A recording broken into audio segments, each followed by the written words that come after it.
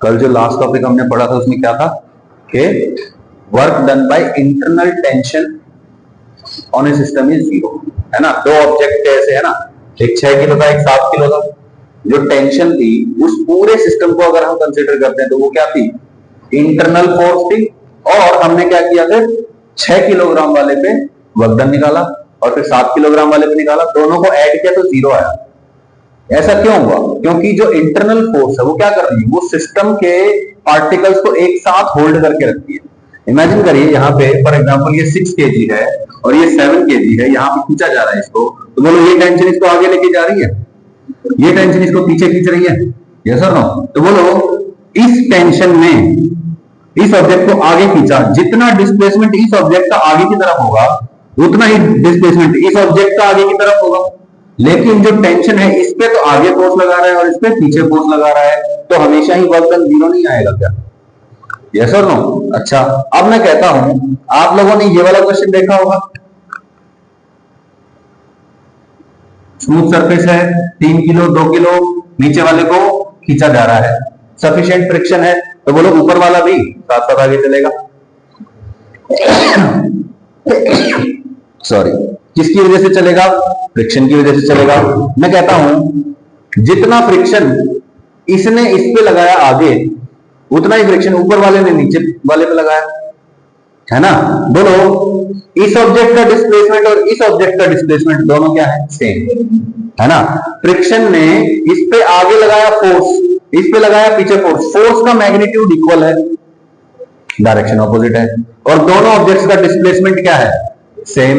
तो मैं कहता हूं इस ऑब्जेक्ट के लिए फोर्स इनटू डिस्प्लेसमेंट, ये तो पॉजिटिव हो जाएगा, और इस वाले के लिए फोर्स जो लगा है वो एस भी लगा है, डिस्प्लेसमेंट भी एस हुआ है, लेकिन दोनों का डायरेक्शन ऑपोजिट है, तो दोनों का सम करेंगे तो ये नेगेटिव आ जाएगा। बोलो हमेशा ही क्या आएगा?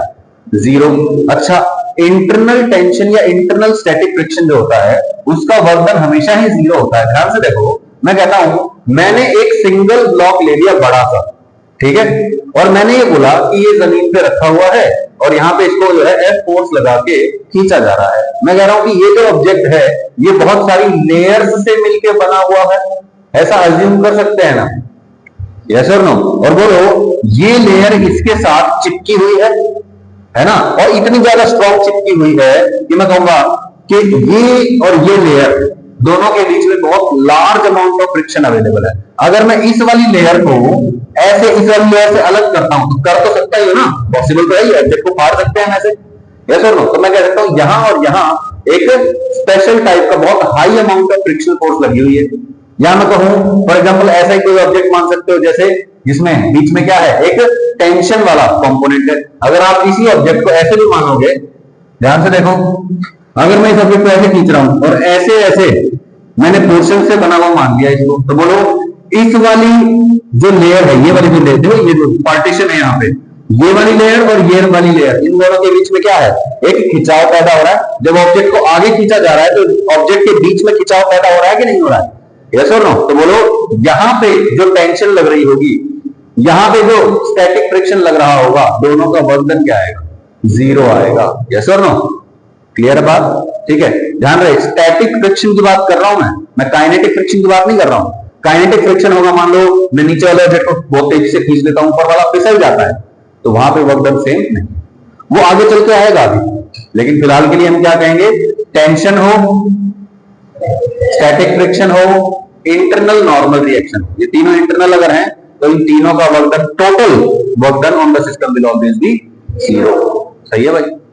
क्लियर है बात? बिल्कुल सिंपल है, ठीक है भाई।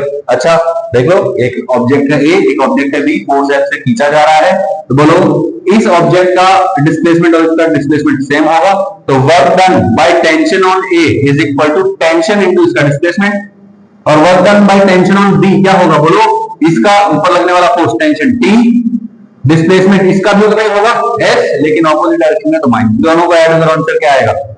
जीरो आ जाएगा। सही है ना? इस बात का इस्तेमाल करना है अपने को।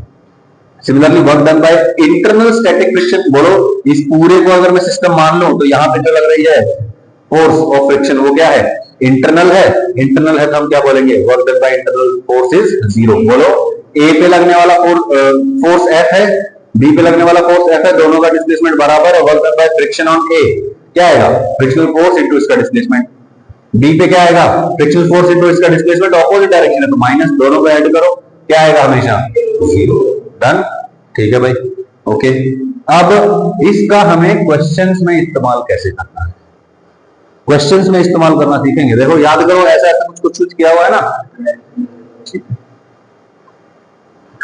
अपने को यही करना है। लेकिन अब हमको कौन सा प्रिंसिपल यूज करना है, प्रिंसिपल यूज करना है work done by internal tension force और internal static friction on a system is 0। सही है भाई, ओके। यहां क्या हो रहा है, यहां पे M2 मास है, यहां पे M1 मास है। अरेंजमेंट दिख रहा है आपको, बोलो यहां से एक पुल्ली के ऊपर से इससे अटैच्ड है, ये पुल्ली इधर पुल्ली से जाके इस मास से अटैच्ड है, ये पुल्ली इस पुल्ली से जाके अटैच्ड है, और ये वाली पुल्ली छत पे फिक्स है। आपको बताना है इन दोनों के एक्सेलरेशंस में, इन दोनों के एक्सेलरेशंस में क्या रिलेशन होगा। सही है, करें सॉल्व। मैं कहता हूं इस पूरे को सिस्टम मान लो, मान लिया, तो यहां पे जो ये रस्सियां हैं, है ना, यहां पे बोलो ये रस्सी है, इसकी जो टेंशन होगी, इन सभी रस्सियों की जो टेंशन होगी वो क्या होगी, इंटरनल फोर्स बन जाएगी कि नहीं बन जाएगी। मैंने इस पूरे को क्या किया है, सिस्टम मान लिया है, और अब इस पूरे को सिस्टम मानने के बाद जो टेंशन इन द स्ट्रिंग है, टेंशन इन द रोप है, वो क्या हो गई है, इंटरनल फोर्स हो गई है। और इंटरनल फोर्स का वर्क क्या होता है, 0। कौन सी इंटरनल फोर्स का होता है, टेंशन, स्टैटिक फ्रिक्शन और नॉर्मल रिएक्शन, है ना, तीनों इंटरनल।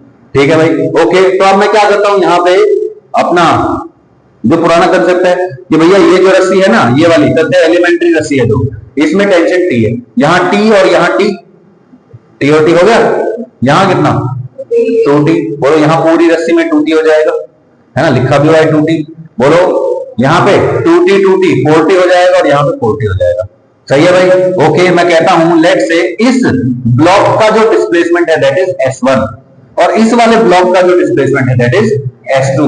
ठीक है भाई, तो बोलो मैं कह रहा हूं कि टोटल वर्क डन निकालना है। टोटल वर्क डन कैसे निकालेंगे, work done by tension internal और टोटल वर्क डन की बात कर रहा हूं, ठीक है ना, क्या आएगा 0, है ना, यानी कि सारी टेंशन जितनी भी हैं मल्टीप्लाई बाय उसका डिस्प्लेसमेंट। वर्क डन ऐसे निकालते हैं, किसी भी फोर्स का वर्क डन कैसे आता है, वो फोर्स इनटू डिस्प्लेसमेंट। ठीक है, तो अब किस किस पे वर्क हो रहा है, इस पे वर्क हो रहा है और इस पे वर्क हो रहा है। पुल्ली तो मासलेस है, उनका तो कोई सिस्टम ही नहीं है।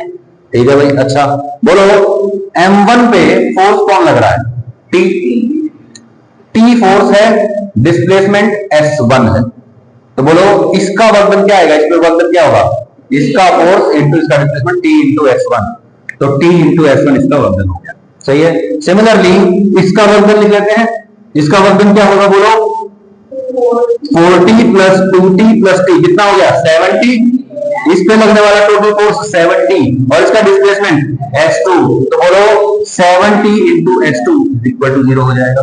बोलो टेंशन टेंशन टेंशन कॉमन ले लिया, टेंशन को उधर भेज दिया, 0 बाय टेंशन 0, तो बोलो क्या बनेगा 7S2 plus S1 equal to 0। आ गया भाई, सही है। बोलो S2 को उठा के उधर भेज दो, क्या आएगा 7S2 is equal to minus S1, differentiate करो क्या आएगा 7V2 is equal to minus V1, 7A2 is equal to minus A1, फिर से डिफरेंशिएट करेंगे तो बोलो A1 is equal to minus 7A2 बोल दो, 7A2 is equal to minus A1 बोल दो। बोलो दोनों के एक्सेलरेशन वेलोसिटी और डिस्प्लेसमेंट में रिलेशन नहीं आ गया, कोई दिक्कत? सही है, क्वेश्चन भी यही था, find relation between A1 and A2 by using work done by internal tension method. समझ में नहीं आया? सही है। अब सिमिलरली ऐसा क्वेश्चन हमने किया था, याद है आपको, याद है ना ऐसा क्वेश्चन? ठीक है, अब इस क्वेश्चन को करते हैं। ठीक है, देखिए भाई,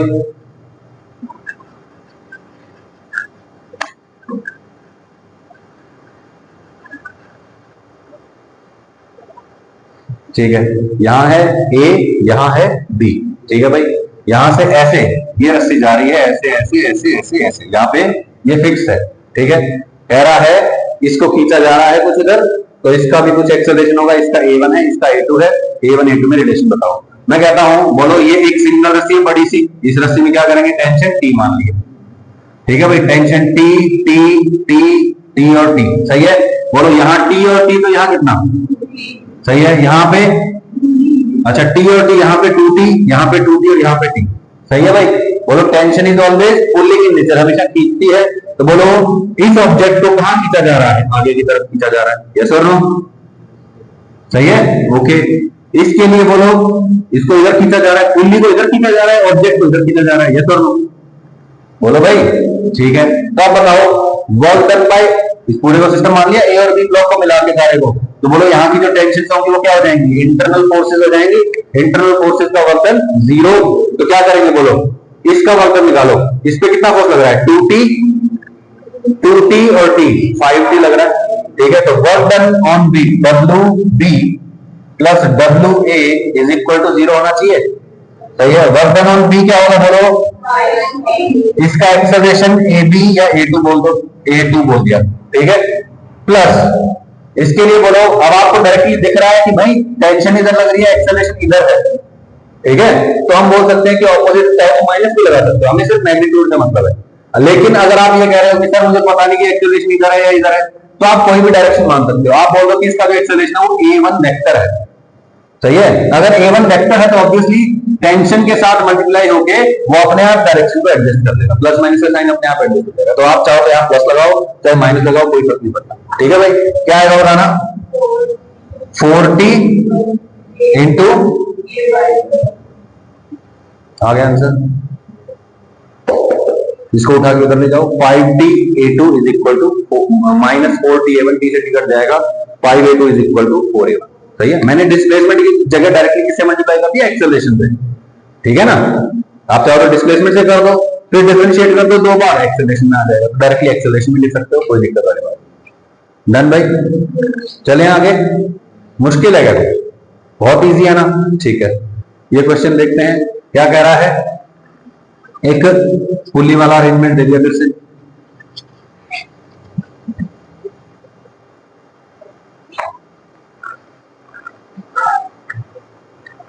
छत है, पुली है, इधर बी है, यहाँ पे ये देखो एक ऐसे सिंगल रस्सी है, ये ऐसे, यहाँ पे ऑब्जेक्ट ए है और यहाँ पे जो टेंशन है इसने कितना एंगल बना रखा है, थीटा एंगल बना रखा है, ओके। अब कह रहा है कि भाई इस ऑब्जेक्ट की जो वेलोसिटी है वो है vt और इस ऑब्जेक्ट की जो हॉरिजॉन्टल वेलोसिटी है वो है va। सही है। आपको बताना है va और vb में रिलेशन क्या होगा, point relation between va and vb, इन दोनों की वेलोसिटी में रिलेशन क्या होगा। सही है। बोलो पूरे को सिस्टम मान ले, tension will become internal force और इंटरनल फोर्स का work done will be 0, internal force का वर्क डन विल बी 0, ठीक है भाई।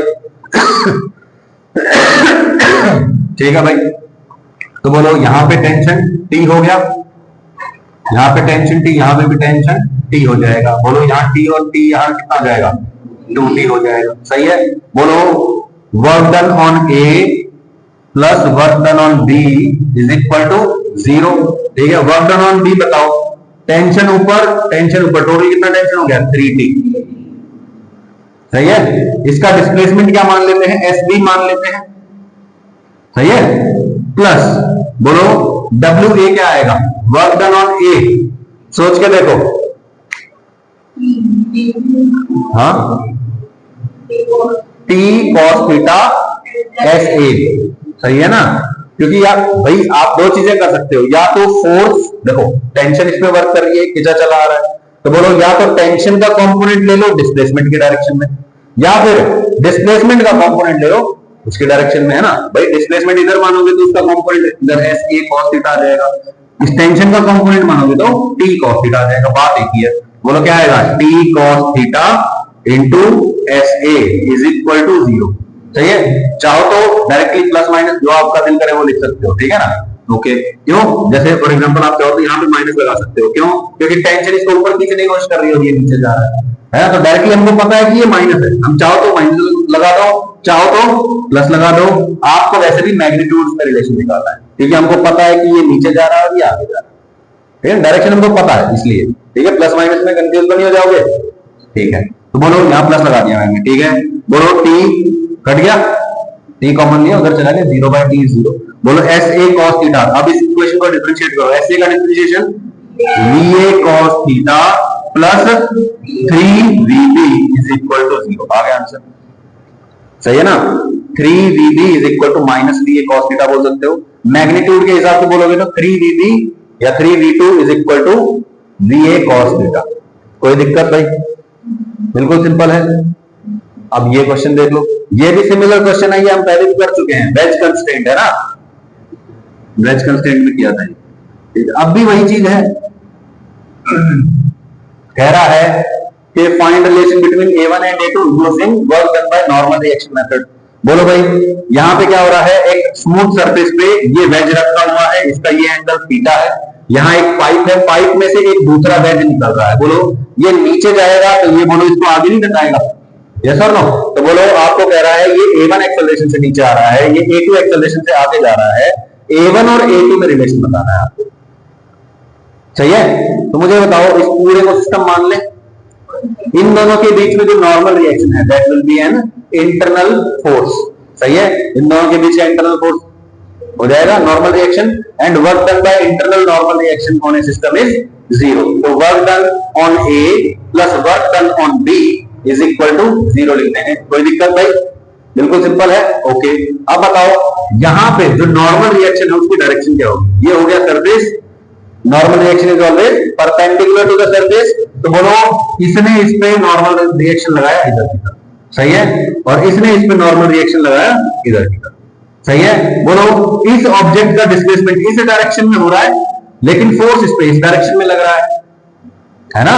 तो बोलो क्या करेंगे, या तो फोर्स का कंपोनेंट ले लो डिस्प्लेसमेंट की डायरेक्शन में, या फिर डिस्प्लेसमेंट का कंपोनेंट ले लो फोर्स की डायरेक्शन में। बात तो एक ही है, वर्क डन तो वही आने वाला है, ठीक है भाई? ये एंगल थीटा है।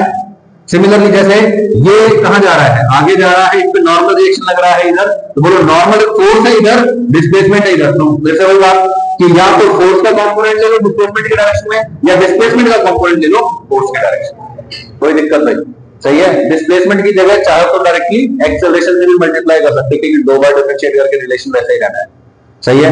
ओके, तो बोलो यहां पे let's say the force of normal reaction is n, सही है? तो बोलो इधर लग रहा है n, बोलो n इधर, तो ये एंगल कितना है? थीटा। बोलो n इधर तो n cos थीटा इधर, और इधर वाला कंपोनेंट क्या होगा? सही है? इसका डिस्प्लेसमेंट बोल देते हैं h2। कोई दिक्कत भाई? सही है? बोलो यहां पे लग रहा है नॉर्मल रिएक्शन, बोलो ये एंगल क्या होगा? थीटा। अरे भाई ये एंगल थीटा, थीटा, थीटा और थीटा। बोलो भाई ये एंगल थीटा था ना, वर्टिकल और ये वाला, वर्टिकल और ये वाला एंगल थीटा हो गया था। बोलो ऐसा ही वर्टिकल और ये वाला एंगल, वर्टिकल और ये वाला एंगल क्या होगा? थीटा होगा। तो बोलो ये एंगल कितना हो गया? थीटा। बोलो नॉर्मल रिएक्शन इधर, इसका एक कंपोनेंट इधर आ जाएगा, कितना? n cos थीटा आ जाएगा। बोलो फोर्स इधर लग रही है, डिस्प्लेसमेंट इधर हो रहा है, सेम डायरेक्शन होगी ना ये वाली, ठीक है? चाहो तो आप डायरेक्टली माइनस भी लगा सकते हो, कोई दिक्कत वाली बात नहीं है। आप नहीं सोचोगे सर ये प्लस माइनस क्या करते हो, ठीक है? तो बोलो इसके लिए वर्तन क्या होगा? बोलो इधर वाला फोर्स, इधर का displacement n sin theta into S2, सही है? प्लस इधर के लिए क्या लिखेंगे? बोलो n cos theta into S1, n cos theta into S1 is equal to 0, सही है भाई? दो बार डिफरेंशिएट करेंगे, बोलो S2 की जगह क्या आ जाएगा? A2, और S1 की जगह क्या आ जाएगा? A1। n कॉमन ले लो और उधर भेज दो, 0/n हो जाएगा। बोलो A2 sin theta plus A1 cos theta is equal to 0। आ गया भाई आंसर, सही है? अब आप चाहो तो ऐसे भी लिख सकते हो, वैसे भी हमको मैग्नीट्यूड का रिलेशन निकालना है, डायरेक्शन हमको पता ही है, नीचे ये इधर है। बोलो n cos थीटा इधर है, डिस्प्लेसमेंट इधर है, ये नीचे आ रहा है, तो आप चाहो तो n cos थीटा A1 के साथ डायरेक्टली माइनस भी लगा सकते हो। n cos थीटा A1 के साथ आप चाहो तो माइनस भी लगा सकते हो, तो इसको उठा के उधर ले जाओ, क्या आएगा? A1 cos theta is equal to A2 sin theta, cos theta उधर ले आओ, क्या आ जाएगा? A1 cos theta is equal to A2 sin theta, cos theta इधर लेके आओ, A2 sin theta by cos theta tan theta, A2 tan theta is equal to A1 आ जाएगा। आ गया ना रिलेशन? पहले भी यही आया था, ठीक है? कुछ गलत तो नहीं है, इजी है ना बिल्कुल, ठीक है? ओके, अब एक पुरानी चीज करते हैं। मुझे बताओ फ्रेम ऑफ रेफरेंस याद है क्या आप लोगों को? What is frame of reference?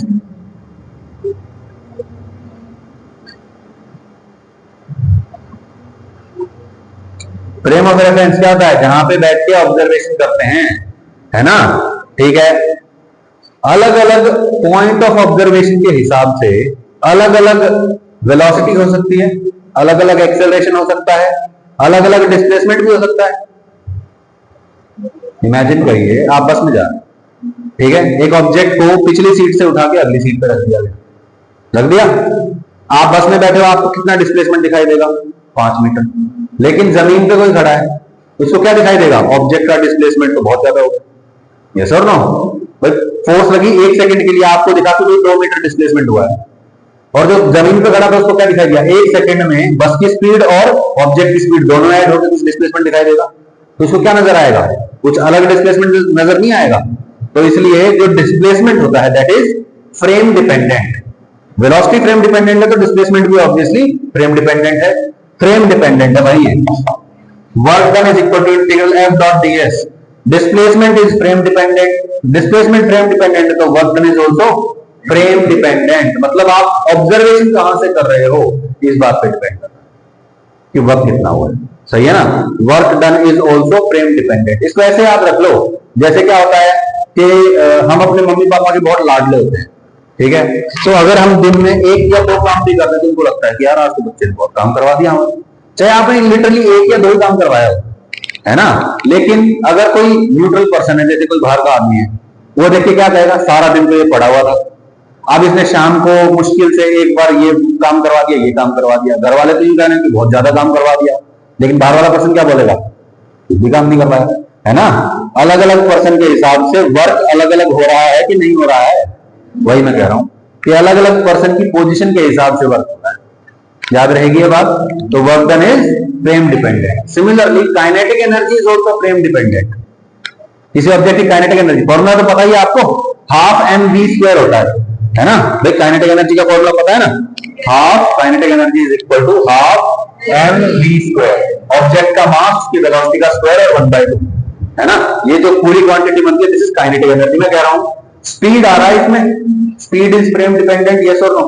तो अगर फ्रेम डिपेंडेंट है तो हम क्या कहेंगे? Kinetic energy is frame dependent. Velocity frame dependent, kinetic energy is also frame dependent. सही है भाई? तो ऑब्जर्वर के ऊपर डिपेंड करता है कि भाई कितना काइनेटिक एनर्जी उसको दिखाई देता है। समझ में नहीं आया? सही है? कोई दिक्कत? ठीक है, okay. But total work done by internal forces is frame independent. अब इंटरनल फोर्सेस जो होंगी उनका वर्क डन क्या होगा? हमेशा फ्रेम इंडिपेंडेंट होगा, फ्रेम पे डिपेंड नहीं करेगा। मैं कह रहा हूं जो आपने जैसे ऊपर वाले एग्जांपल्स देखे हैं, अगर यही सारी चीजें आप जमीन पे खड़े होकर देख रहे हो और ये सारा का सारा सेटअप किसी बस में जा रहा है, हो सकता है आपको एक ऑब्जेक्ट पे पॉजिटिव और एक ऑब्जेक्ट पे नेगेटिव वर्क नजर आए, लेकिन जो टोटल होगा वो अभी भी क्या नजर आएगा? 0। इमेजिन करो कि ये ब्लॉक और ये ब्लॉक बस में रखे हुए हैं और मैं जमीन पे खड़ा हूं। बोलो इसको आगे खींचा जा रहा है, यहां कुछ टेंशन होगी? बोलो इस पे वर्क डन कैसा होगा? पॉजिटिव। इस पे वर्क डन कैसा होगा? Negative.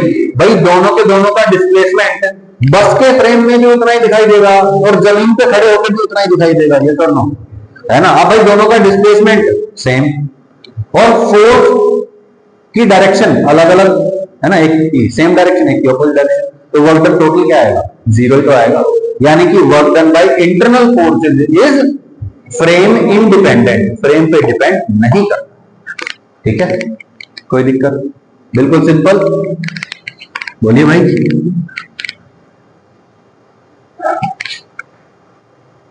Hence W internal force is equal to 0। और इंटरनल फोर्स कौन सी मायने रखती है हमारे पास? कौन सी वैलिड है? नॉर्मल रिएक्शन, टेंशन और इंटरनल है, तीनों तो ही चल जाएगा। सही है? किसी भी फ्रेम में बोले वर्क डन फ्रेम डिपेंडेंट है, इंटरनल फोर्सेस का work done frame independent, frame पे डिपेंड नहीं करता है। Work done by internal kinetic friction, जैसे स्टैटिक तो हो गया, काइनेटिक। काइनेटिक का work done on an object can be positive, negative और 0। सिर्फ एक सिंगल ऑब्जेक्ट की बात कर रहा हूं मैं। किसी सिंगल ऑब्जेक्ट पे वर्क जो हो रहा है किसका? काइनेटिक फ्रिक्शन का। वो पॉजिटिव भी हो सकता है, वो नेगेटिव भी हो सकता है, वो 0 भी हो सकता है, कुछ भी हो सकता है। लेकिन टोटल सिस्टम पे अगर मैं बात करूं तो हमेशा वर्क क्या होगा? नेगेटिव आएगा। काइनेटिक फ्रिक्शन यू मान लो कि अगर आप फिसल रहे हैं किसी जगह, है ना। कोई ऑब्जेक्ट को घसीट के लेके जाया जा रहा है तो बोलो एनर्जी का लॉस हो रहा है ना। याद रखने का तरीका यह है कि जब भी कोई ऐसी चीज आपको देखने को मिलती है जो एनर्जी का लॉस करवा रही है, खास करके काइनेटिक फ्रिक्शन एनर्जी का लॉस करवाती है, तो इसका work done, total work done हमेशा क्या आता है? नेगेटिव। सिंगल ऑब्जेक्ट में पॉजिटिव नेगेटिव जीरो कुछ भी हो सकता है, लेकिन पूरे सिस्टम पे वर्क कैसा आएगा? नेगेटिव। कैसे आता है वो भी। अब देखो क्या हो रहा है, दो ऑब्जेक्ट है, ये नीचे वाला जो ब्लॉक है ना, ये बहुत बड़ा सा ब्लॉक, ठीक है। अभी क्या हो रहा है, मैंने इसको पकड़ के और ऐसे खींच लिया, नीचे वाले ब्लॉक को पकड़ के बहुत जोर से खींच लिया, तो ऊपर वाला ऑब्जेक्ट स्लाइड करेगा। बोलो नीचे वाले ऑब्जेक्ट को बहुत तेजी से खींचेगा तो ऊपर वाला स्लाइड कर जाएगा ना। तो यही मैंने किया, इसको पकड़ के मैंने इधर खींच लिया, इसको नीचे वाले को, तो ये वाला जो ब्लॉक है ये कहां चला जाएगा? यहां चला जाएगा, है ना। अब अलग अलग फ्रेम के हिसाब से अलग अलग वर्क नजर आएगा। पुराने वाले केस से समझाता हूं पहले आपको, ठीक है। देखो ये हो गया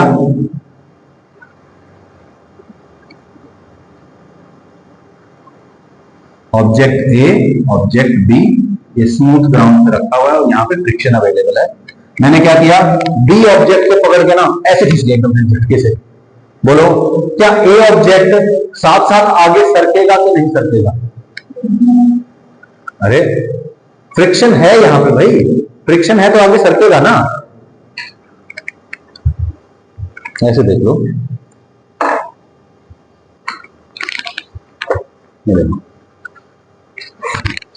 आगे तो आया ना भाई, कुछ तो आ गया है, थोड़ा सा आया लेकिन आया ना आगे, ठीक है। मैं यही कह रहा हूं कि जब नीचे वाले ऑब्जेक्ट को खींच रहे हैं, ठीक है, तो ऊपर वाला ऑब्जेक्ट भी आगे चल रहा है।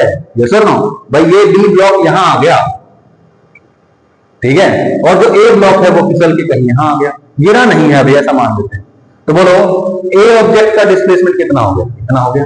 और बी ऑब्जेक्ट के, देखो इस पॉइंट का डिस्प्लेसमेंट कह रहा हूं मैं, इस पॉइंट का डिस्प्लेसमेंट कितना हुआ? यहां से लेके यहां तक, this is the displacement. Yes और नो, है ना। और बी के इस पॉइंट का डिस्प्लेसमेंट देखो,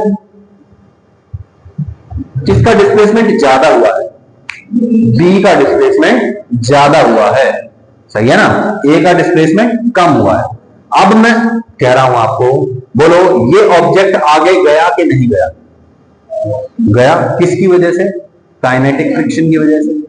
मैं कहता हूं work done by kinetic friction on object A, positive के नेगेटिव?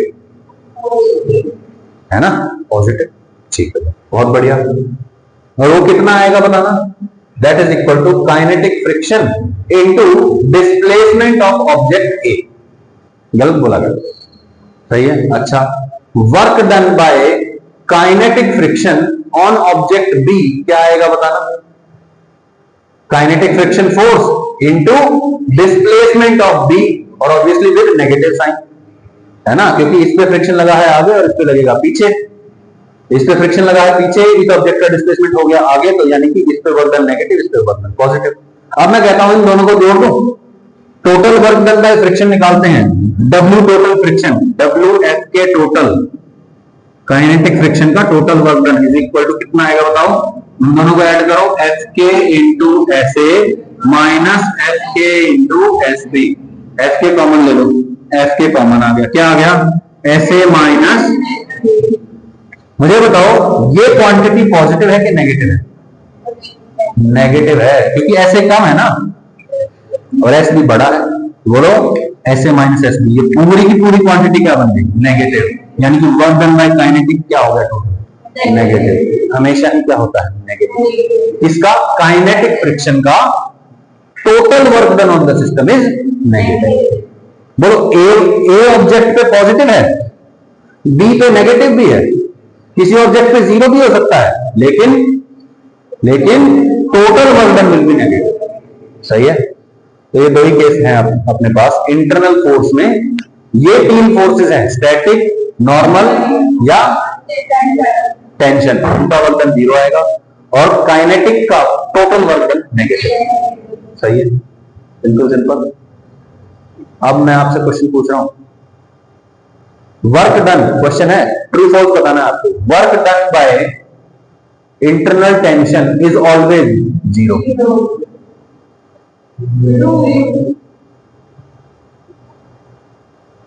फॉल्स। मैंने आपको क्या बोला? Work done by internal tension is always zero. किस पे वर्क डन? पूरे सिस्टम पे बोला क्या मैंने? जब तक पूरे सिस्टम पे ना कहा जाए तब तक जीरो नहीं।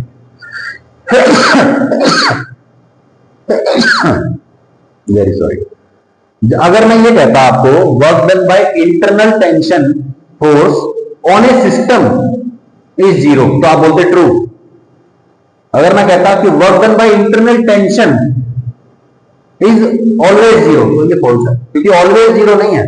बोलो भाई, जो पीछे वाला ऑब्जेक्ट था उस पर टेंशन आगे लगा था, उसका डिस्प्लेसमेंट भी आगे लगा था, तो बोलो इंटरनल टेंशन का वर्क डन है और वो पॉजिटिव है। एक पे नेगेटिव है, एक पे पॉजिटिव, और मिला के जीरो है।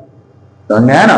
जब भी बोलो कंप्लीट सिस्टम, तब बताना है जीरो या नेगेटिव, जीरो और नेगेटिव। सही है? और अगर यूं ना कहे कि कंप्लीट सिस्टम, तो फिर आपको पॉजिटिव नेगेटिव जीरो कुछ भी हो सकता है।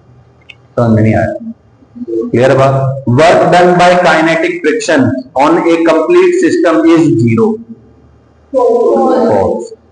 Work done by static friction on complete system is negative, क्योंकि स्टैटिक है। काइनेटिक होता तो ट्रू हो जाएगा। सही है भाई? Work done by normal reaction and internal static friction on a system is always zero. True भाई। Normal reaction and static friction बोला है, काइनेटिक थोड़ी बोला है। कुछ और बोला क्या मैंने? नहीं तो बोला। क्या कंफ्यूजन है चंचल, बताओ।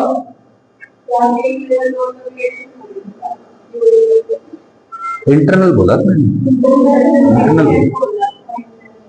Internal static friction and internal normal reaction.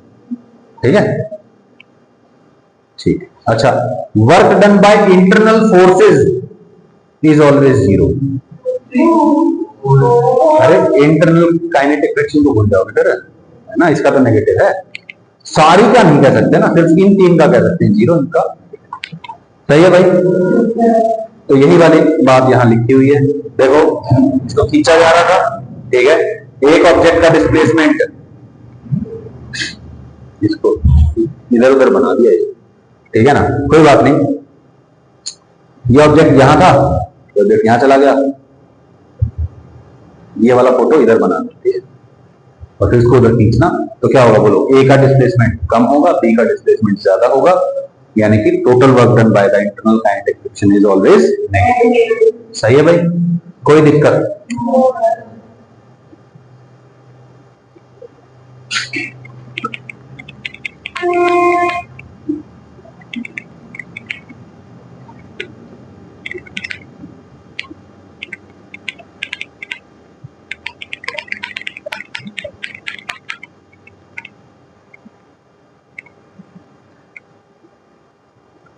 Energy, ability to do work. नया टॉपिक है। एनर्जी क्या होती है? वो टाइम से 9 टाइम। एनर्जी, एनर्जी एक नई चीज है हमारे लिए, एक्चुअली पूरी तरह से नई नहीं है। जो हमने वर्क पढ़ा है ना, बस वर्क करने की एबिलिटी जो है वही क्या है? एनर्जी। ठीक है? Energy it is the ability to do work. Simple सी बात। सही है? Okay. When we spend energy, we can do work. देखो, बहुत ही अच्छी डेफिनेशन है ये। क्या? When we spend energy, we can do work. हम काम कर सकते हैं। क्या हमेशा काम होगा? नहीं। अगर मैं दीवार पर धक्का मारने लग जाऊं, फोर्स लग रहा है लेकिन डिस्प्लेसमेंट नहीं हो रहा है, एनर्जी खर्च कर रहा हूं अपनी बॉडी की, लेकिन वर्क नहीं हो रहा है। तो हमेशा ये नहीं है कि जब भी एनर्जी स्पेंड की जाएगी किसी न किसी चीज पे काम होगा ही होगा, ऐसा ट्रू नहीं है।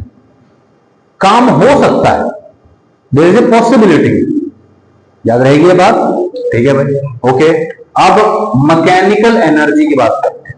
ठीक है? मैकेनिकल एनर्जी कौन सी होती है? जो आपको फिजिकली, आप मैं कहूंगा कि कैलकुलेट कर पा रहे हैं फिलहाल के। ठीक है ना?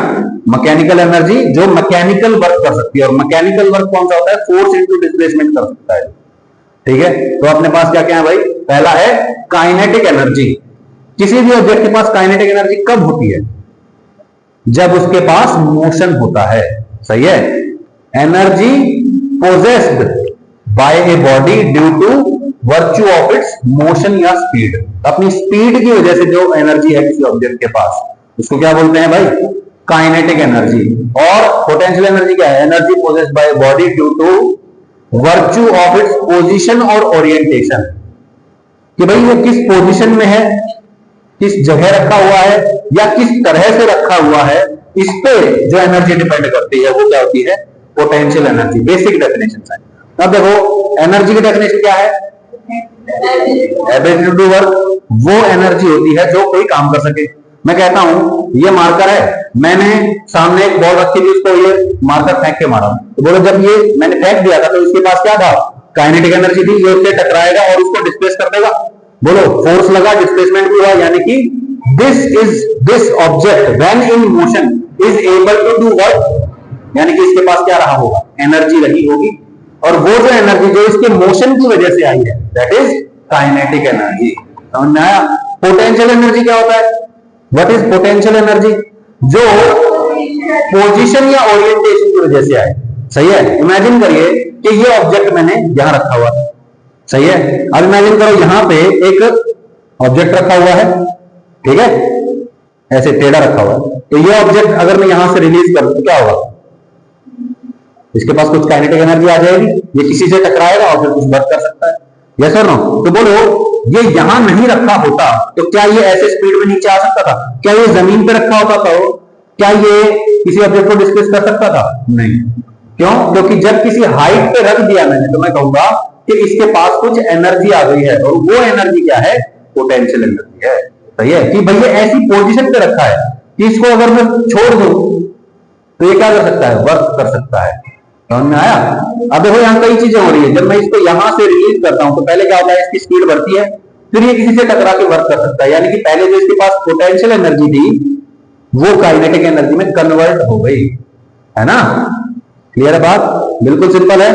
ठीक है भाई। ओके, काइनेटिक एनर्जी का फॉर्मूला बोलो, हाफ एम वी स्क्वायर। ये पॉजिटिव है, मास भी हमेशा पॉजिटिव होता है। वेलोसिटी यानी कि स्पीड का जो स्क्वायर है वो क्या है? पॉजिटिव, यानी कि ये जो क्वांटिटी होगी ये क्या होगी? ऑलवेज पॉजिटिव या जीरो हो सकती है, स्पीड जीरो है तो। अच्छा, वेक्टर फॉर्म में अगर आपको वेलोसिटी दे दे तो क्या करेंगे आप? 1/2 m v vector dot v vector कर देंगे। सही है भाई? कर देंगे ना? बिल्कुल इजी है ना? क्या करना है? Half m v vector dot v vector. और जो पोटेंशियल एनर्जी होती है, हालांकि पोटेंशियल एनर्जी के भी कई टाइप्स होते हैं, उनमें से एक जो ग्रेविटी की वजह से आ रहा है। बोलो ये मैंने यहां रखा था, इसको रिलीज करने के बाद इसके बाद क्या हो रहा था? इसके पास क्या आ रहा था? काइनेटिक एनर्जी आ रही थी, है ना? तो ग्रेविटेशन की वजह से इसमें जो पोटेंशियल एनर्जी आई है उसको बोलते हैं ग्रेविटेशनल पोटेंशियल एनर्जी। सही है। अब एक स्प्रिंग है, फॉर एग्जांपल एक स्प्रिंग है, मान लो उसको मैं खींचता हूं तो क्या होता है? उसके पास भी क्या आ जाती है? Potential energy. उसको बोलते हैं इलास्टिक पोटेंशियल एनर्जी। सही है। अलग अलग तरह की होती है, जैसे ग्रेविटेशनल हो गया, इलास्टिक हो गया। ओके, और बोलो ग्रेविटेशनल पोटेंशियल एनर्जी जो होती है उसको क्या बोलते हैं? फॉर्मूला क्या होता है? mgh। सही है। कोई दिक्कत भाई? अब ये बहुत जरूरी है, ये जो पोटेंशियल एनर्जी है ये पॉजिटिव भी हो सकती है, नेगेटिव भी हो सकती है, जीरो भी हो सकती है। सर कैसी बात कर रहे हो आप? ये तो आपने गलत बात कर दी। सर मास पॉजिटिव, ग्रेविटी का वैल्यू पॉजिटिव, हाइट का वैल्यू भी पॉजिटिव, तो ये पॉजिटिव नहीं होना चाहिए। आपको सबसे पहले तो ये डिसाइड करना पड़ेगा कि जब आप ग्रेविटेशनल पोटेंशियल एनर्जी की बात कर रहे हो तो रेफरेंस लेवल कहां है। भाई किसी चीज के रिस्पेक्ट में बात करोगे ना आप, कि फलानी चीज में, मान लो ये मार्कर है, इसमें ज्यादा पोटेंशियल एनर्जी है कंपेयर्ड टू फ्लोर लेवल। अगर मैं फ्लोर को रेफरेंस लेवल मानता हूं तब मैं कहूंगा कि फ्लोर से इसकी हाइट h है। समझ में नहीं आया? मान लो अगर मैंने इस छत को रेफरेंस लेवल मान लिया तो बोलो छत के लेवल से कम एनर्जी है ना यहाँ पे। अगर यही ऑब्जेक्ट छत पे रखा होता तो इसमें अलग एनर्जी होती, ये छत से नीचे रखा हुआ तो इसमें छत के लेवल से कम एनर्जी है, वो जीरो लेवल है तो ये क्या है? नेगेटिव एनर्जी वाला हो गया।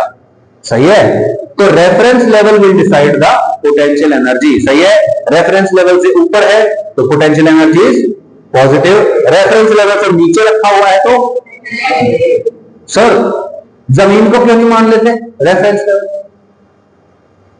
वो जीरो हो जाएगा, हर एक चीज की पोटेंशियल एनर्जी पॉजिटिव आएगी। सही बात नहीं है? आप फालतू में पॉजिटिव नेगेटिव कर रहे हो, क्यों कर रहे हो सर? कंफ्यूज कर रखा है आपने, खून पी लिया आपने।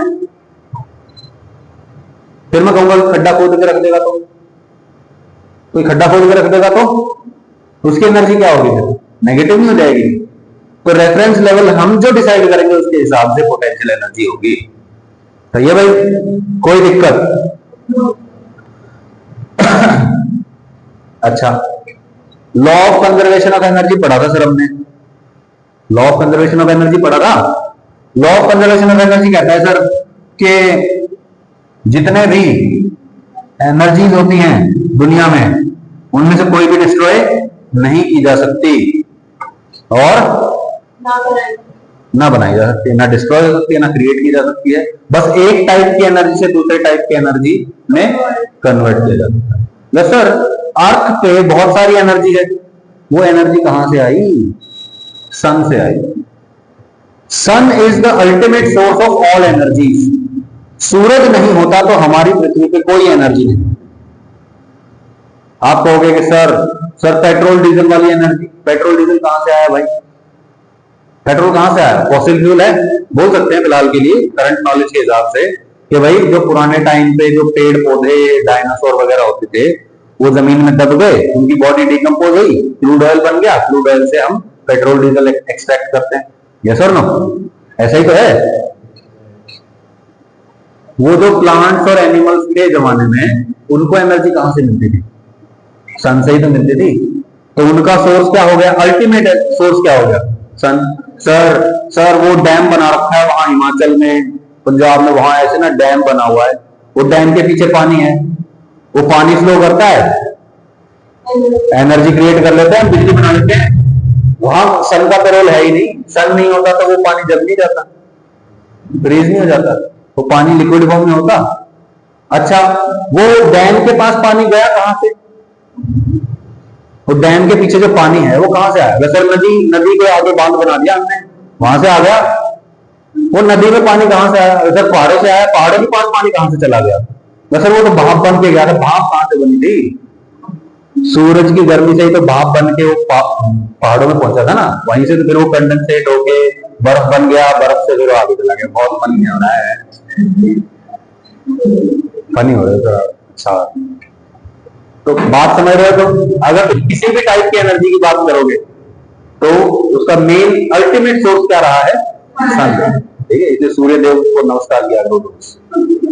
ठीक है, करना चाहिए ना सूर्य नमस्कार। एक एक्सरसाइज होती है, एक तरह की फुल बॉडी एक्सरसाइज होती है। सूर्य नमस्कार में कई तरह के 8-9 तरह के पोज होते हैं, करके देखो। कितने होते हैं? 12 होते हैं, बढ़ते ही जा रहे हैं। मैंने तो 8-9 सुना था यार, कल तक 15 तो नहीं कर दोगे? 12 ही है। किया है सूर्य नमस्कार आप लोगों ने फुल, है ना? ऐसे करके पैर ऐसे करके उठ के ऐसे हो गए, है ना? बहुत टफ होता है। 10 बार करने में बिल्कुल एकदम पसीना आ जाता है। 10 बार करना बहुत भारी होता है भाई, हैं? तो सर बस 10 बार करके देखो ना, मजे आएंगे, है ना? ठीक है। Sun is the ultimate source of all energies. ठीक है भाई। Units of energy are same as that of work. Work वाली ही है, जो कि क्या है? जूल। ठीक है, 1 joule is equal to 1 newton metre, 1 KG metre पर second square into metre, ml to T-। सही है। कुछ और यूज भी होती है एनर्जी, ठीक है, की यूनिट्स।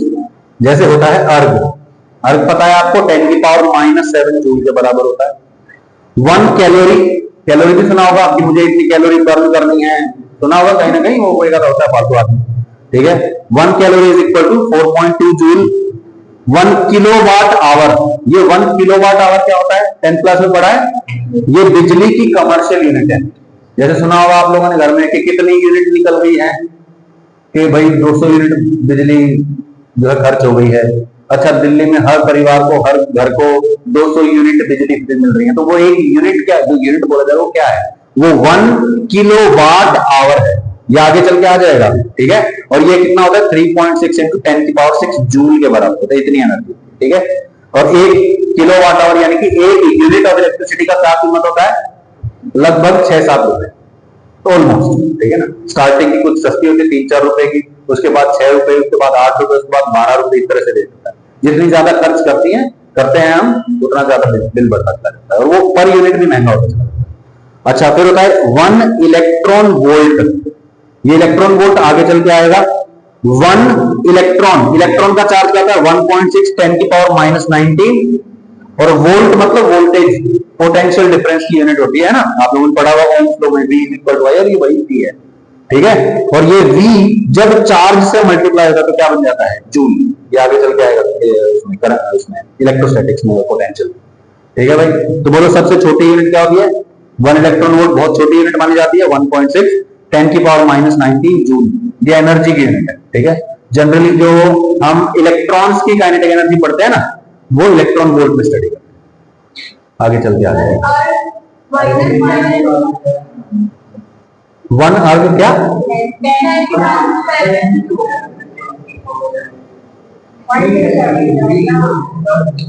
अरे 1 जूल बड़ा है, 1 अर्ग छोटा है। तो जूल को जब मैं 10 की पावर -7 से मल्टीप्लाई करता हूं, तब जाके 1 अर्ग बनता है। अर्ग छोटा है, अर्ग को 10 की पावर 7 से मल्टीप्लाई करूंगा, तब वो 1 जूल के बराबर बनेगा। अभी समझ में आ गया, कंफ्यूजन नहीं होना चाहिए, ठीक है। काइनेटिक एनर्जी टाइम इज 10-1, 10-2, 10-3, 10-1, ठीक है। 1 2 1 2 3, छोटे बच्चे गिनते हैं ना, बिल्कुल 1-1.5 साल वाले को गिनते सिखाते हैं, 1 2 1 2 है ना, ठीक है। काइनेटिक एनर्जी के ये 2 फॉर्मूले याद कर लो, फिलहाल याद कर लो, ठीक है। फिर हम कल पढ़ते हैं काइनेटिक एनर्जी ½ mv², ये तो सर आता है, बहुत बढ़िया। Kinetic energy is equal to p²/2m। Sir ये कहां से आ गया, p मतलब मोमेंटम, मोमेंटम में और काइनेटिक एनर्जी में भी ये रिलेशन होता है। बोलो अगर मैं इसको क्या करूं, m से ऊपर नीचे मल्टीप्लाई कर दो तो ये बनेगा, बोलो ये क्या बन गया, mv का होल स्क्वायर बन गया। mv क्या होता है, मोमेंटम, मोमेंटम का होल स्क्वायर यानी कि p², और नीचे क्या आ गया इधर 2m, ठीक है भाई। तो kinetic energy is equal to p²/2m। अच्छा, यहां से p का वैल्यू भी निकाल लेते हैं, कि फॉर्मूला तो है 2m को उधर मल्टीप्लाई करो, 2m kinetic energy is equal to p², सही है, मैग्नीट्यूड आ जाएगा। तो मोमेंटम निकालना है काइनेटिक एनर्जी से, तो ये फॉर्मूला है, और मोमेंटम दे रखा है तो काइनेटिक एनर्जी निकालना है। बात तो एक से आ रहा है, सही है, उसी से ये आ रहा है। डन, कोई दिक्कत, ठीक है, ठीक है। Where P is equal to momentum of the body, यहां तक आप लोग याद कर लो, ठीक है। I will deal with you tomorrow, ठीक है। Thank you for your time.